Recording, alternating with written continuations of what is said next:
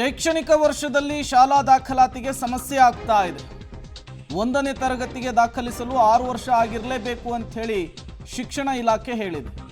ಇದೇ ವಿಚಾರಕ್ಕೆ ಸಂಬಂಧಪಟ್ಟಂತೆ ಪೋಷಕರು ಮಾಧ್ಯಮದವರನ್ನ ಕಾಂಟ್ಯಾಕ್ಟ್ ಮಾಡಿದ್ರು. ನಮ್ಮ ಸಮಸ್ಯೆಯನ್ನ ತಿಳಿಸುವಂತಹ ಕೆಲಸವನ್ನ ಮಾಡಿದ್ರು. ಇದಕ್ಕೆ ಶಿಕ್ಷಣ ಸಚಿವರು ಉರಿಯಾಗಿಬಿಟ್ಟಿದ್ದಾರೆ ಅನ್ನೋದು ಗೊತ್ತಾಗ್ತಾ ಇದೆ. ಮಾಧ್ಯಮಗಳ ಜೊತೆಗೆ ಪೋಷಕರು ಹೋಗಿದ್ದೇ ತಪ್ಪ ಅಂತ ಹೇಳಿ ಮೀಡಿಯಾದವರನ್ನು ಕರೆದುಕೊಂಡು ಬಂದಿದ್ದೀರಾ, ಅವ್ರ ಹತ್ತಿರವೇ ಮಾತನಾಡಿ. ಪೋಷಕರ ಜೊತೆಗೆ ಶಿಕ್ಷಣ ಸಚಿವರು ವರ್ತನೆ ಇದೆಯಲ್ಲ, ಇದೀಗ ವ್ಯಾಪಕ ಆಕ್ರೋಶಕ್ಕೂ ಕೂಡ ಕಾರಣವಾಗ್ತಾ ಇದೆ. ಅವ್ರು ಕರ್ಕೊಂಡು ಬಂದ್ರೆ ಅವ್ರನ್ನ ಇಂಟರ್ವ್ಯೂ ಮಾಡಿ, ಅಲ್ಲ ಅವರನ್ನು ಇಂಟರ್ವ್ಯೂ ಮಾಡಿ.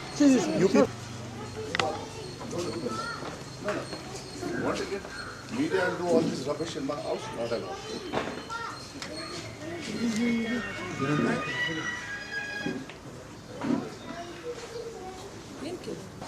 ಅವ್ರು ಕರ್ಕೊಂಡು ಬಂದ್ರೆ ಅವ್ರನ್ನ ಇಂಟರ್ವ್ಯೂ ಮಾಡಿ, ಅಲ್ಲ ಅವರನ್ನು ಇಂಟರ್ವ್ಯೂ ಮಾಡಿ.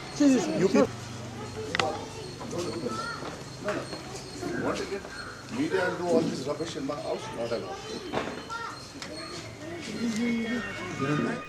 ನೋಡಿ, ಈ ವಯೋಮಿತಿ ಗೊಂದಲವನ್ನು ಬಗೆಹರಿಸಬೇಕು ಅಂಥೇಳಿ ಬೆಳಗ್ಗೆ 6 ಗಂಟೆಯಿಂದಲೂ ಕೂಡ ಪೋಷಕರು ಶಿಕ್ಷಣ ಸಚಿವರ ಮನೆ ಮುಂದೆ ನಿಂತಿದ್ದಾರೆ.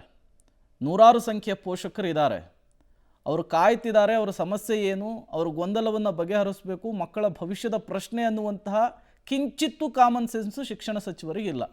ಮೊದಲ ಬಾರಿಗೆ ಸಚಿವರಾಗಿದ್ದಾರೆ. ಅವರ ಈ ವರ್ತನೆ ಏನನ್ನು ತೋರಿಸ್ತಾ ಇದೆ ಅಂಥೇಳಿ ಪೋಷಕರ ಮೇಲೇ ಗರಂ ಆಗಿಬಿಟ್ಟಿದ್ದಾರೆ. ಮೀಡಿಯಾದವ್ರನ್ನ ಕರ್ಕೊಂಡ್ಬಂದಿದ್ದಾರೆ ಅನ್ನುವಂತಹ ಕಾರಣಕ್ಕೆ. ಅವ್ರು ಕರ್ಕೊಂಡು ಬಂದ್ರೆ ಅವ್ರನ್ನ ಇಂಟರ್ವ್ಯೂ ಮಾಡಿ, ಅಲ್ಲ ಅವರನ್ನು ಇಂಟರ್ವ್ಯೂ ಮಾಡಿ.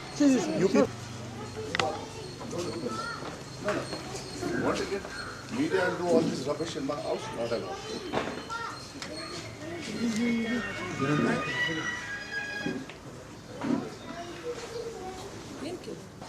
ಅವ್ರು ಕರ್ಕೊಂಡು ಬಂದ್ರೆ ಅವ್ರನ್ನ ಇಂಟರ್ವ್ಯೂ ಮಾಡಿ, ಅಲ್ಲ ಅವರನ್ನು ಇಂಟರ್ವ್ಯೂ ಮಾಡಿ.